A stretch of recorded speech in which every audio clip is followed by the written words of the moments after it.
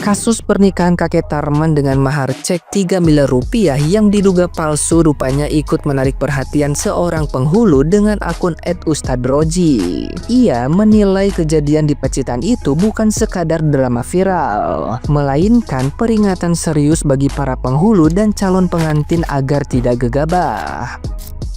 Dalam pengalamannya sebagai penghulu, ia menegaskan pentingnya melakukan verifikasi menyeluruh terhadap calon mempelai terutama pihak laki-laki. Langkah ini mencakup pengecekan identitas, domisili, latar belakang keluarga, hingga kebenaran status pernikahan. Menurutnya, banyak pasangan yang terbentuk dari perkenalan singkat di media sosial namun berakhir buruk karena tidak melalui proses pengenalan dan verifikasi yang layak.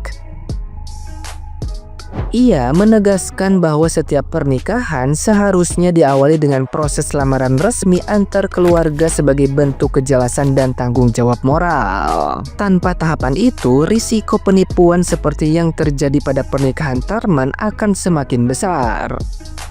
Ia menilai kasus mahar cek 3 miliar rupiah di Pacitan menjadi bukti nyata bahwa kelalaian dalam memverifikasi calon pengantin dapat menimbulkan aib dan kerugian bagi banyak pihak. Karena itu, ia mewajibkan adanya verifikasi lapangan sebelum akad dilakukan, memastikan segala klaim dan janji benar adanya.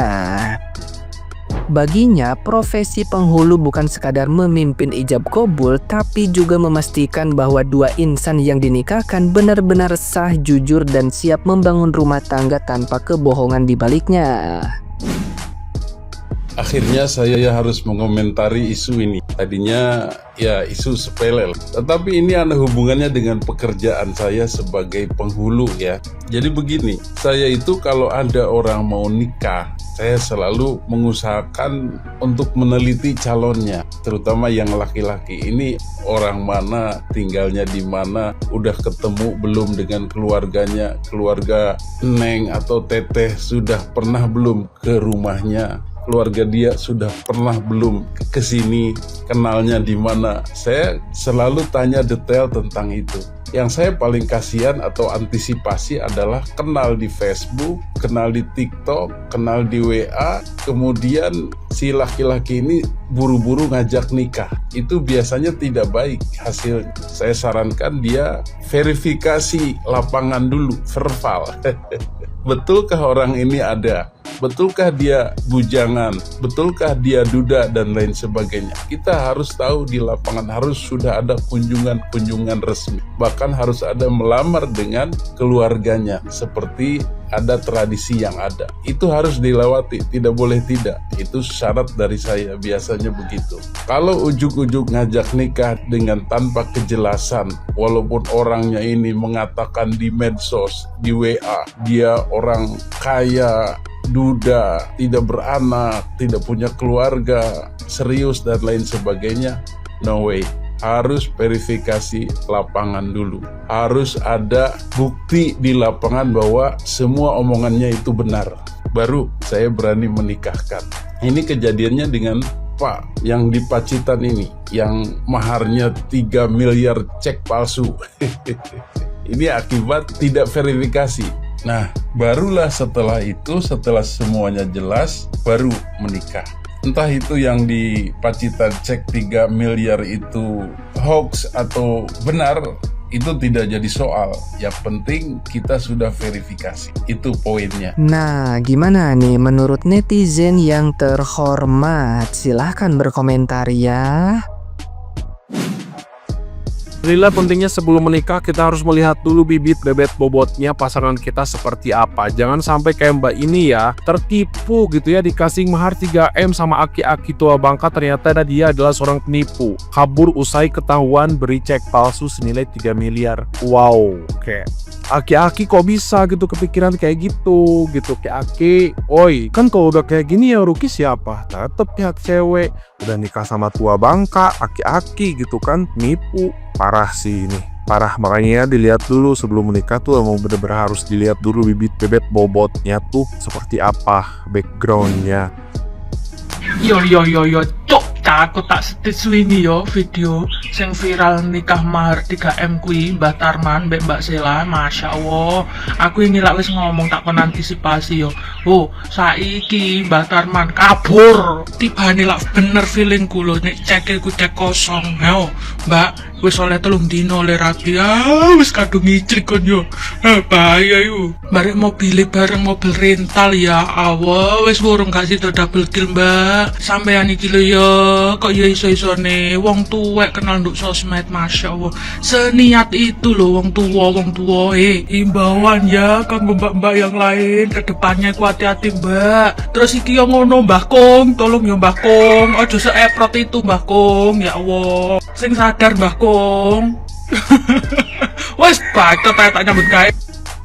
Baru aja terkagum-kagum karena ada orang yang nikah dikasih maharnya 3M, kecewa lagi karena ternyata si aki-akinya ini tukang tipu. Jadi beberapa hari yang lalu itu lagi rame banget ada seorang wanita yang dinikahi sama aki-aki umur 70 tahun. Dari awal itu udah dikasih tahu sama keluarganya, sama tetangganya, sama saudaranya jangan mau nikah sama si aki-aki ini. Karena diiming-imingi mahar 3 miliar akhirnya si perempuan ini mau.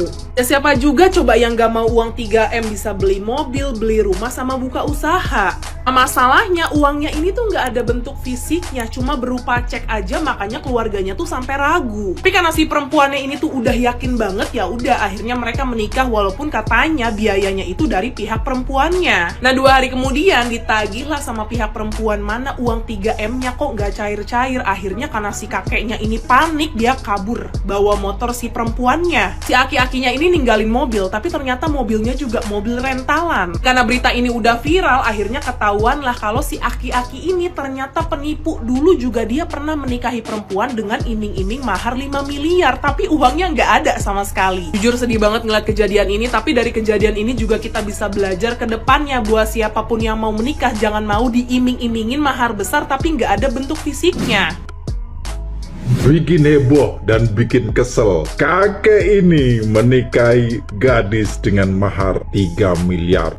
Ternyata belakangan diketahui bahwa ceknya itu bodong alias tidak bisa dicairkan. Nah, pelajaran apa yang bisa kita petik? Lalu, apakah si kakek ini bisa dipidanakan? Kalau bisa dipidanakan, dengan delik apa? Oke, kita akan bahas. Ingat ya, mahar itu adalah salah satu syarat nikah, bukan rukun nikah. Artinya tanpa mahar pun sebenarnya nikahnya tetap sah. Namun demikian bukan berarti mahar itu tidak penting, sangat-sangat penting.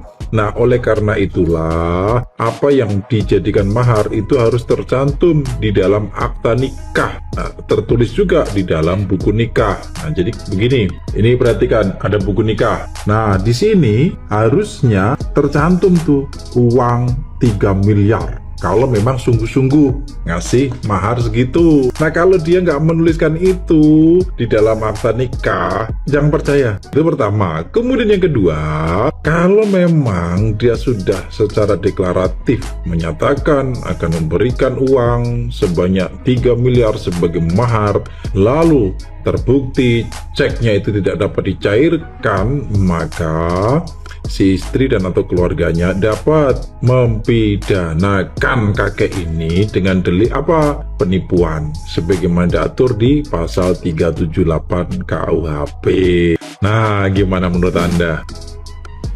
Nah, menurut kalian yang benar yang mana, guys? Gaya bos nasib bansos.